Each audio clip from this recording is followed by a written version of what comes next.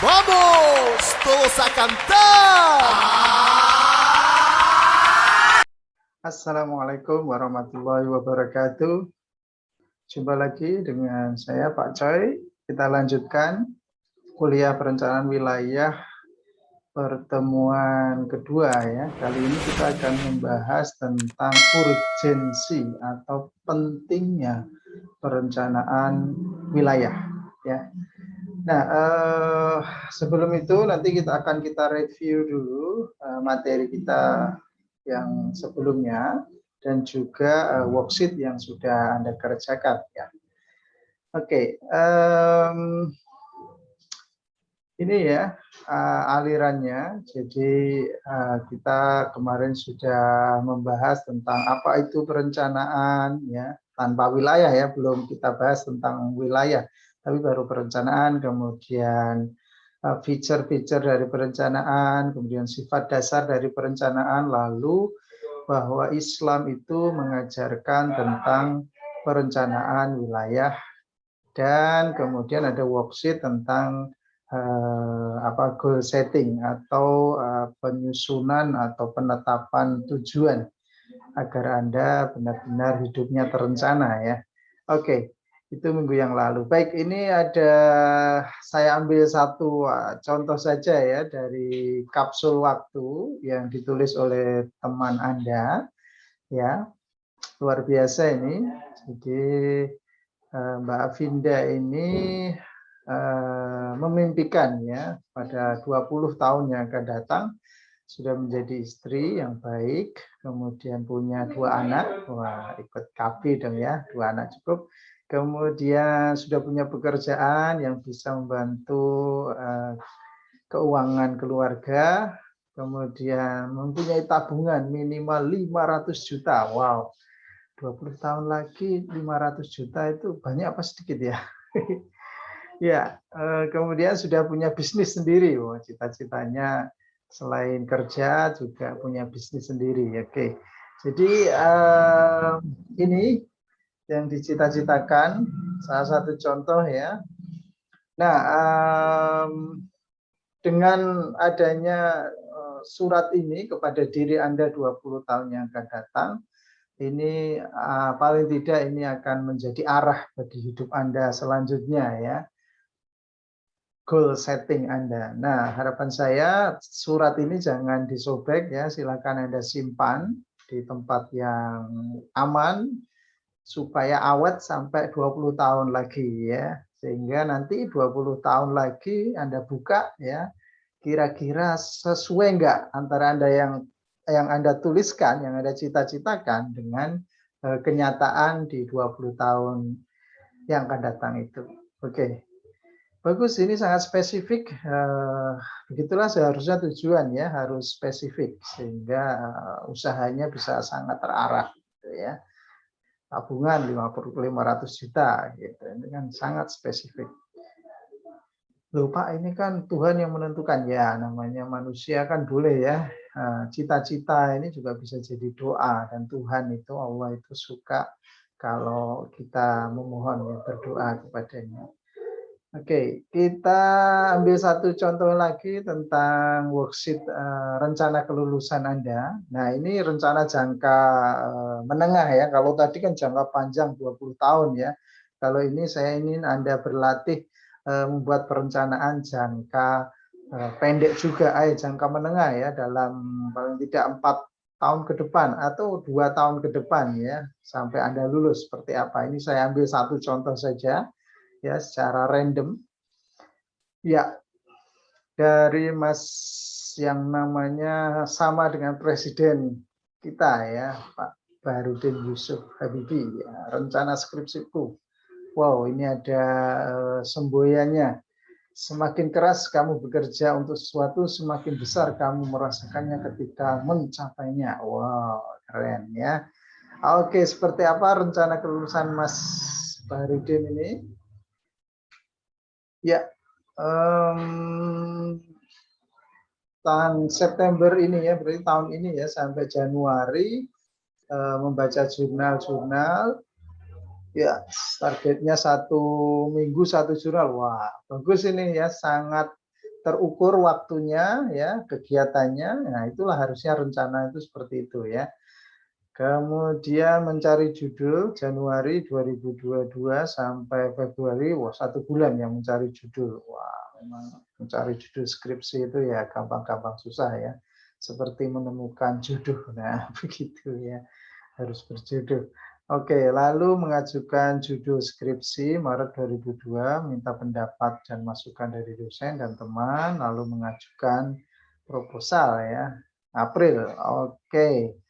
Kemudian seminar, jadi April itu mengajukan seminar, Mei ya. Oke, lalu sidang skripsi Mas Habibie ini menargetkan Juni 2022. Lalu wisuda Juni 2022. Oke, ya alhamdulillah ya, semoga insya Allah semoga lancar dan seterusnya. Oke. Ini bagus ya, sudah ada targetnya, kemudian aktivitasnya ya, kemudian ada kapan target waktunya. Nah, itulah perencanaan yang bagus ya. Dalam perencanaan wilayah juga nanti akan seperti itu ya. Dasar-dasarnya ya seperti ini, harus ada target, harus ada aktivitas yang dilakukan, apa untuk mencapai target, kemudian tenggat waktu atau deadline-nya begitu. Ya, oke. Ada kata penutup dari Mas Barudin ini ya. Manusia berencana, Allah Subhanahu wa taala berkehendak. Ya, betul ya. Ya, karena ya takdir itu kan di tangan Allah ya, dan itu bisa berubah dengan usaha kita ya. Ya, yang dinilai itu kan prosesnya, usahanya. Nah, sekali lagi berencana, manusia harus seperti saya sampaikan minggu yang lalu harus mempersiapkan diri tentang apa yang akan terjadi di hari esok kan begitu ya. Allah memerintahkan gitu ya. Apa yang sudah kamu siapkan untuk hari esokmu? Apa yang sudah kamu rencanakan? Oke. Sekarang Anda sudah membuat rencana untuk jangka panjang 20 tahun yang akan datang. Kemudian rencana jangka pendek ya setahun 2 tahun yang akan datang. Nah, sekarang tinggal bagaimana Anda mencapainya ya. Sudah ada kegiatan apa target, kemudian ada rincian apa yang harus Anda lakukan, kemudian tenggat waktunya. Nah, saya harap ini Anda print begitu ya PPT ini tentang rencana kelulusan, Anda tempel di kamar Anda atau kamar kos supaya setiap hari Anda bisa melihat sehingga teringat ya, sehingga jadi semangat dan gitu ya. Jangan sampai ya kalau orang nggak punya rencana, nggak punya cita-cita, nggak punya tujuan itu kan ya bangun tidur ya ngantuk ngap-angop sih ya kriap-kriip ya nggak langsung on gitu ya. Tapi kalau Anda sudah bangun tidur, lihat rencana Anda, oh target saya, oh begini ya, langsung ya semangat begitu. Oke, itu saya lihat bagus-bagus rencananya. Semoga saya hanya bisa mendoakan ya, semoga Allah meridhoi dan memberi kemudahan kepada cita-cita dan rencana Anda. Amin. Oke, kita lanjutkan. Materi pertemuan kedua ini ya, dan kuliah selanjutnya akan mengikuti buku ini. Jadi kalau Anda vouchernya belum ditukar, silakan ditukar dengan buku ini ya, pengantar perencanaan wilayah perspektif geografi, karena nanti materinya akan banyak diambil dari buku ini. Kalau Anda punya akan lebih mudah ya mengikutinya. Oke.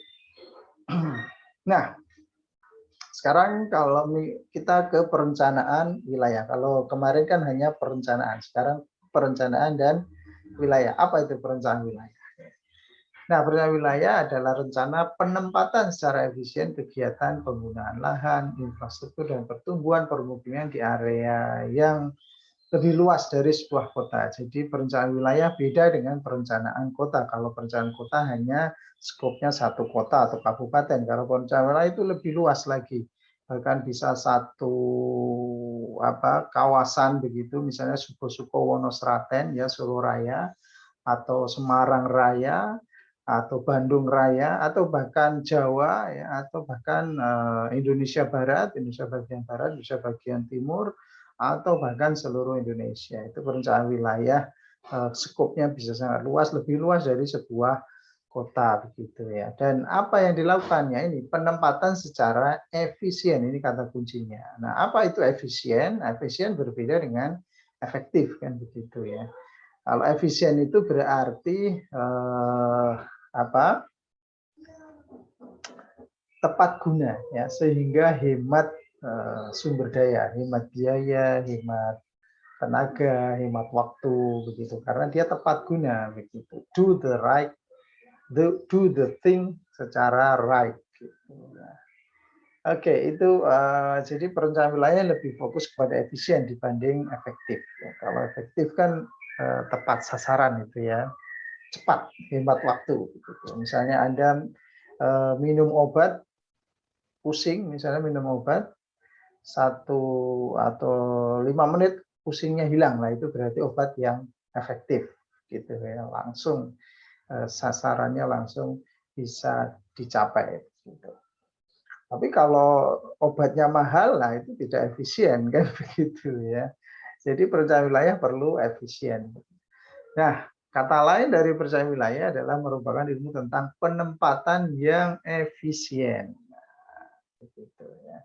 Atas ruang wilayah agar tercapai pertumbuhan kawasan yang berkelanjutan. Nah, ini tujuannya adalah pertumbuhan kawasan secara berkelanjutan, tidak mandek artinya ya, terus tumbuh begitu. Nah, apa yang ditempatkan? Nah, ditempatkan tadi ya, bisa infrastruktur itu bisa jalan raya, bisa sekolah, bisa industri, bisa pelabuhan, bisa bandara. Nah, inilah perencanaan wilayah. Misalnya ya, mau membangun bandara ini yang tepat di mana ini supaya bisa mencapai ini pertumbuhan kawasan yang berkelanjutan ya.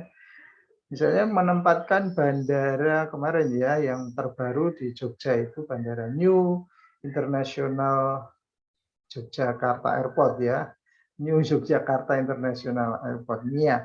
Kenapa ditaruh di sana di Kulon Progo ya dan di pinggir pantai selatan. Kenapa tidak dibangun di tengah kota Jogja? Nah, dan seterusnya dan seterusnya. Kenapa seperti itu? Ya. Nah, itu pertanyaan-pertanyaan itu dikembalikan dengan tujuan perencanaannya, yaitu tercapainya pertumbuhan kawasan secara berkelanjutan. Mungkin para perencananya menganggap Jogja sudah terlalu tumbuh pesat, ya, sehingga butuh ditempatkan di tempat lain supaya tempat lain juga ikut tumbuh. Nah, Kulon Progo dengan adanya bandara baru ini, wah pertumbuhannya luar biasa ya.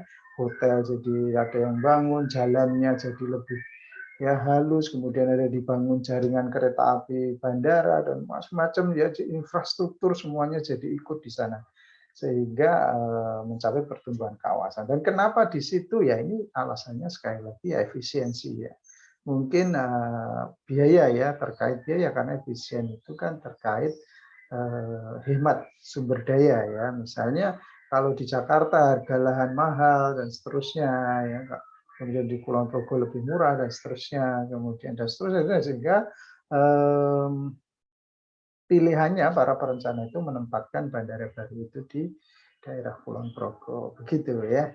Jadi itulah definisi perencanaan wilayah. Sekali lagi ini yang perlu biru-biru ini perlu Anda camkan bahwa perencanaan wilayah adalah penempatan yang efisien atas ruang wilayah agar tercapai pertumbuhan kawasan yang berkelanjutan ya, dan sekali lagi skopnya lebih dari sebuah kota ya. Oke. Lanjut, mengapa perlu perencanaan wilayah? Ya, sebenarnya ini gambarnya munculnya harusnya muncul satu persatu, tapi ini bareng-bareng ya. Jadi ini menunjukkan Jakarta yang overpopulation. Ya. Jadi karena urbanisasi, ya pertumbuhan penduduk di Jakarta karena migrasi masuk itu sangat tinggi sehingga jumlah penduduknya menjadi sangat banyak, ya sehingga ruang wilayah yang ada di sana ya tidak mampu menampung ya, sehingga kelebihan overpopulasi begitu. Nah, Kenapa diadakan perencanaan wilayah? Karena memang jumlah ruang wilayah di bumi ya tidak bertambah sementara jumlah penduduk atau populasi manusia terus meningkat kan begitu. Jadi contohnya ini adalah di Jakarta begitu. Ya, populasinya terus bertambah sementara ruang wilayahnya Jakarta ya itu saja ya sehingga terjadi perebutan sumber daya di wilayah tersebut ya, rebutan ya ya itulah karena ngumpul jadi satu sementara sumber dayanya yang ada ya hanya itu, ya akhirnya terjadi apa persaingan ya yang sangat ketat untuk bertahan hidup di sana. Nah, supaya tidak terjadi seperti itu maka perlu ya ditata atau dikelola wilayah itu ya dengan keterbatasan wilayah yang ada maka perlu ditata supaya apa ya kehidupannya menjadi nyaman ya, menjadi sejahtera. Ya, kalau Jakarta dibiarkan seperti itu terus, migrasi masuk masih tetap tinggi ya dan seterusnya, ya akhirnya tidak nyaman hidup di sana kan begitu. Nah, terus bagaimana solusinya ya? Diadakan perencanaan wilayah. Jadi diteliti kenapa orang bermigrasi tertarik ya. Seluruh Indonesia itu lulus kuliah ke Jakarta, lulus sekolah ke Jakarta, ini kebak Jakarta. Kenapa begitu? Karena terpusatnya apa ekonomi ya perekonomian di Jakarta. Nah, perlu perencanaan wilayah. Nah, salah satunya perlu dipecah ini ya.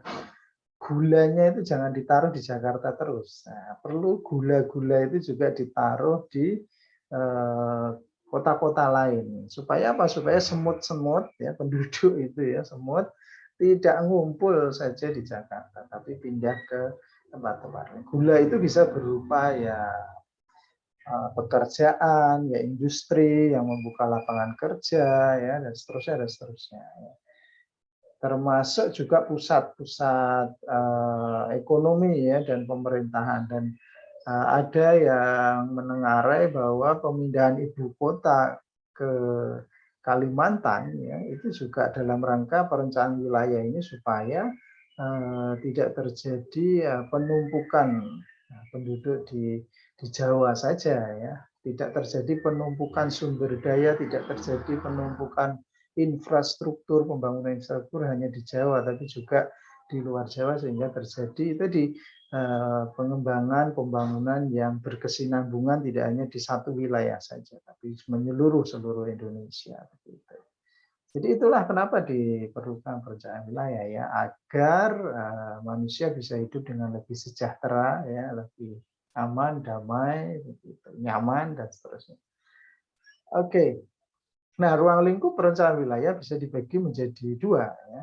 Ada lingkup substantif dan ada lingkup teritorial. Untuk lingkup substantif ini perencanaan sosial, perencanaan ekonomi, dan perencanaan lingkungan fisik. Sedangkan teritori atau wilayah ini bisa dibagi menjadi dua, yaitu intraregional dan interregional. Oke, kita bahas ya. Nah, perencanaan intraregional ini mencakup perencanaan di dalam sebuah wilayah.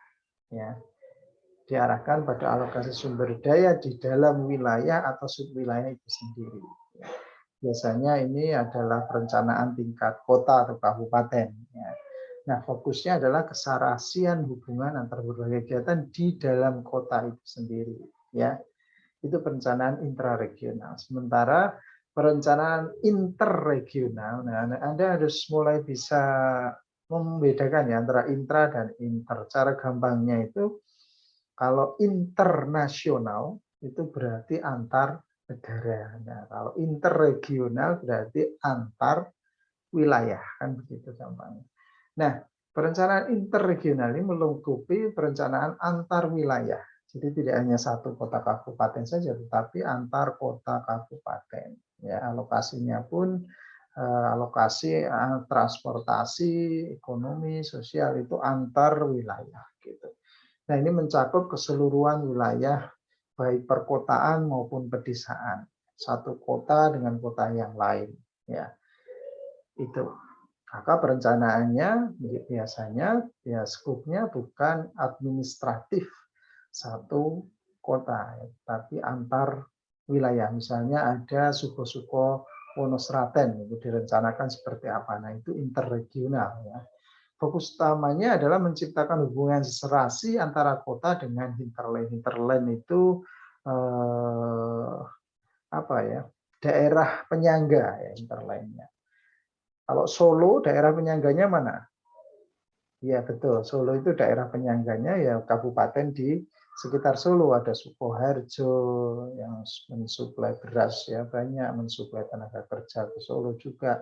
Ada Karanganyar banyak mensuplai sayur mayur, ya ada Sragen ya yang lumbung padinya luar biasa juga mensuplai ke Solo karena Solo tidak ada sawah dan seterusnya. Jadi menciptakan hubungan yang serasi antara kota Solo dengan daerah hinterland sekitarnya itu butuh perencanaan interregional. Ya. Contoh yang lain misalnya Jakarta. Jakarta itu nodalnya ya pusatnya. Kemudian hinterlandnya mana ya? Ada Bogor, Bekasi, Tangerang dan seterusnya yang mengelilinginya. Nah perencanaannya bagaimana ini? Nah, itulah perencanaan interregional. Ya, jadi tidak hanya satu kota tetapi antar wilayah. Itu perencanaan interregional. Nah perencanaan wilayah yang kita pelajari di mata kuliah ini adalah perencanaan wilayah interregional, bukan intraregional. Kalau intra tadi adalah perencanaan kota ya. Nanti kan ada ya perencanaan kota itu ada mata kuliah sendiri. Nah ini kita fokusnya ke perencanaan interregional. Oke. Nah kalau digambarkan seperti ini ya, perencanaan intraregional dan interregional seperti ini. Kalau intra ya hanya satu kota, kalau inter lingkupnya ya antar wilayah, perkotaan dan non perkotaan. Gitu. Nah, apa manfaat perencanaan? Nanti Anda bisa baca ya. Pada intinya memang ya ini merupakan ya produk perencanaan wilayah ini bermanfaat sebagai pertimbangan bagi pemerintah untuk mengendalikan dan mengawasi ya pertumbuhan kegiatan ekonomi dan arah tata guna lahan ya dalam skop antar wilayah. Oke. Nah, sekarang kita masuk ke hal yang paling utama di materi kedua ini yaitu urgensi perencanaan wilayah. Ya, kenapa pentingnya perencanaan wilayah? Ya karena ini perencanaan wilayah penting untuk mengintegrasikan ya. Mengintegrasikan itu berarti ya kayak bukan mencampur adukan. Jadi ya menyambungkan secara erat gitu ya area yang lebih luas dari sebuah kota untuk pertumbuhan wilayah secara keseluruhan. Ya harapannya tumbuh secara bareng-bareng. Nah, tumbuhnya enggak satu tumbuh kemudian yang lain mati begitu enggak, tapi harapannya dengan perencanaan wilayah yang baik adalah semua tumbuh secara bareng-bareng semua wilayah ya. Nah, kalau yang terjadi di Indonesia selama ini ya memang nampaknya belum bisa kita katakan bisa tumbuh secara merata ya. Bisa kita lihat kesenjangan antara Jakarta dengan luar Jakarta ya. Antara Jawa dengan luar Jawa, antara Indonesia Barat dengan Indonesia Timur. Nah, itu masih terjadi seimbangan pertumbuhan ya, sehingga terjadi kesenjangan berbagai macam bidang mulai dari ekonomi, sosial, ya, pendidikan dan seterusnya terjadi kesenjangan. Nah, kenapa penting direncanakan ini? Karena supaya mencapai keadilan pertumbuhan antar wilayah itu tadi, ya. Seimbang secara keseluruhan begitu ya. Jadi merencanakan integrasi wilayah pada saat perkotaan dan pengembangan kawasan yang seimbang secara keseluruhan itulah tujuannya ya. Jadi tujuannya ya keadilan sebetulnya itu ya. Perencanaan wilayah itu menjadi penting karena dengan adanya perencanaan wilayah itu wilayah bisa tumbuh secara menyeluruh ya sehingga adil ya tidak terjadi ketimpangan atau kesenjangan. Gitu. Oke, ini apakah perencanaan wilayah dengan pengembangan wilayah sama? Nah, sama dengan ini ya, sama enggak ya? Keduanya berbeda meski memiliki keterkaitan satu sama lain. Jadi perencanaan wilayah itu menghasilkan kebijakan undang-undang begitu ya. Sedangkan pengembangan wilayah merupakan strategi implementasi dari kebijakan tersebut. Ya. Bappenas, ya Badan Perencanaan Wilayah itu membuat undang-undang ya nanti perencanaan wilayah misalnya dalam 5 tahun, dalam 10 tahun begitu ya. Dan itu menjadi undang-undang, sementara untuk pengembangan wilayah itu adalah strategi implementasinya atau penerapan dari undang-undang tersebut. Jadi produk dari perencanaan wilayah itu sekali lagi adalah kebijakan. Ya. Salah satunya berupa undang-undang. Oke, nah ini penting relevansi perencanaan wilayah mata kuliah ini dengan cita-cita bangsa Indonesia ya. Ini benang merahnya akan disampaikan di sini bahwa cita-cita kita dan termaktub dalam Undang-Undang Dasar 45 itu di alinea kedua disebutkan bahwa kita ingin merdeka, bersatu, ya, berdaulat, adil dan makmur. Nah, kita sudah merdeka, ya, sudah 17 Agustus sudah merdeka kan, sudah tercapai ya. Kita sudah bersatu, ada NKRI. Kita sudah berdaulat karena sudah ada negara. Nah, tapi adil dan makmur ini yang nampaknya belum kan ya. Masih terdapat kesenjangan di mana-mana baik secara wilayahan atau secara struktur ya. Kemakmuran juga belum tercapai. Nah, usaha meraih keadilan dan kesejahteraan tersebut menemui banyak keterbatasan, baik dari segi sumber daya, ya sumber daya alam maupun sumber daya manusianya, maupun dari segi ilmu pengetahuan dan teknologi. Nah, perencanaan wilayah ini menjadi relevan karena tujuan perencanaan wilayah tadi sudah saya sampaikan adalah pembangunan wilayah secara merata, artinya secara adil. Tidak hanya Jakarta saja yang dibangun, tidak hanya Jawa saja yang dibangun, tetapi juga seluruh tanah air Indonesia, sehingga terjadi keadilan, kemakmuran, ya begitu. Jadi misalnya menempatkan bandara, nah, di mana? Sebagian besar kan ada di Jawa dan Indonesia bagian barat ya sebelumnya, tapi belakangan ini direncanakan ya bandara dan pelabuhan ini kan infrastruktur ya banyak dibangun di Indonesia Timur begitu supaya terjadi perkembangan ekonomi juga, aksesibilitas semakin tinggi, ekonomi juga tumbuh di Indonesia Timur. Jadi itu relevansi atau keterkaitan antara perencanaan wilayah dengan cita-cita bangsa. Maka perencanaan wilayah yang dikerjakan dengan bagus tentu akan membantu tercapainya cita-cita dari bangsa Indonesia yang termaktub dalam Undang-Undang Dasar 45 tersebut. Oke, kita lanjut gambaran tentang kesenjangan wilayah. Tadi sudah saya singgung beberapa kali bahwa tujuan perencanaan wilayah adalah memeratakan pengembangan antar wilayah. Tetapi nyatanya di Indonesia masih terjadi kesenjangan antar wilayah. Nah, ini ada something wrong berarti ya di perencanaan wilayah kita selama ini, selama merdeka 76 tahun. Ya, yang merah-merah ini berarti indeks kesejahteraannya rendah ya. Secara ekonomi rendah. Papua sebagian besar, Nusa Tenggara Timur ya, ada sebagian Kalimantan. Kemudian yang hijau-hijau ini tinggi. Kalimantan saja senjang ya, ada yang hijau banget, ada yang merah banget. Jawa sebagian besar hijau dan hijau tua, berarti ini secara kesejahteraan lebih tinggi ya. Nah, Anda lihat ya kesenjangannya ya. Indonesia Barat dari Jawa dan Sumatera lebih banyak hijaunya dibanding Indonesia Timur. Itu menunjukkan secara kesejahteraan kita senjang gitu ya. Kemudian kalau dilihat dari ekonomi, pertumbuhan ekonomi ya, Anda lihat bahwa Jawa masih memimpin ya. Pertumbuhannya tinggi tetapi kesenjangan antar wilayah masih tinggi ya. Pertumbuhan ekonomi banyak terjadi hanya di Pulau Jawa. Sementara di lain pulau pertumbuhan ekonomi biasa-biasa saja sehingga Jawa naik semakin tinggi, yang lain ya termehek-mehek mengejar begitu ya. Ya, itu kenapa ya? Ini terkait dengan penempatan sumber daya tadi ya. Banyak gulanya itu ditaruh di Jawa begitu sehingga Jawa semakin banyak yang maju. Nah, ini daerah tertinggal petanya seperti ini ya, banyak terdapat di luar Jawa ya. Sementara Jawa sudah maju.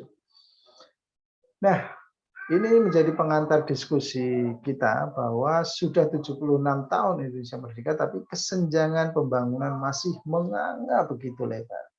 Pertanyaannya, siapa yang salah? Apa sebabnya? Kemudian apakah ada kaitannya dengan perencanaan wilayah yang dibuat selama ini oleh bangsa Indonesia selama 76 tahun ya, sejak Presiden pertama Soekarno sampai presiden-presiden berikutnya. Apa yang salah? Apa jangan-jangan perencanaan wilayahnya salah? Nah, silahkan Anda diskusikan di psikologi, kemudian nanti setelah itu Anda kerjakan post-testnya. Gitu ya. Oke, begitu untuk pertemuan kedua. Sampai ketemu di pertemuan selanjutnya. Wassalamualaikum warahmatullahi wabarakatuh.